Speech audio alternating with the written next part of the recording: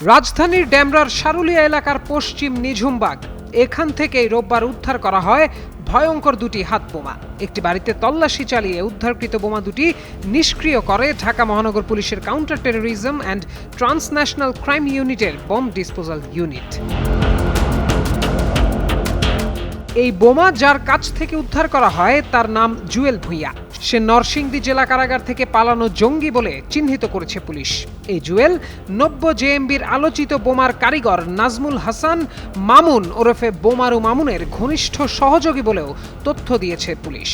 45 বছর ধরে কোটি মানুষের আস্থায় পাইপের বস আরএফএল পাইপ। তাদের দাবি 2024 সালের 19 জুলাই নরসিংদী কারাগারে দাঙ্গার পর পালিয়ে যাওয়া 9 জন জঙ্গির মধ্যে ছিলেন এই জুয়েল ভূঁইয়া।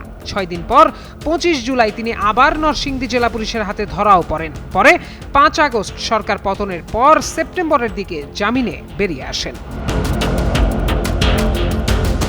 পুলিশ জানায় বোমারু মামুনের সহযোগী হিসেবে সন্দেহভাজন জুয়েল ওই এলাকায় অবস্থান করছেন এমন তথ্যের ভিত্তিতে পুলিশ ও অ্যান্টি টেরোরিজম ইউনিট এটিইউ যৌথভাবে এই অভিযান চালায়।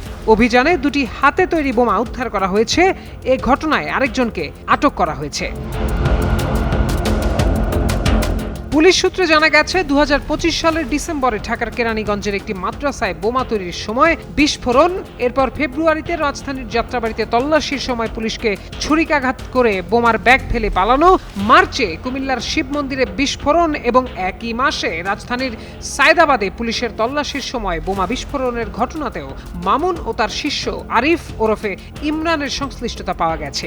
এই চক্রের সদস্যদের গ্রেফতারের ধারাবাহিক অভিযানেই রোববার ডেমরা থেকে গ্রেফতার করা হয় জুয়েল ওরফে ওস্তাদ জুয়েলকে।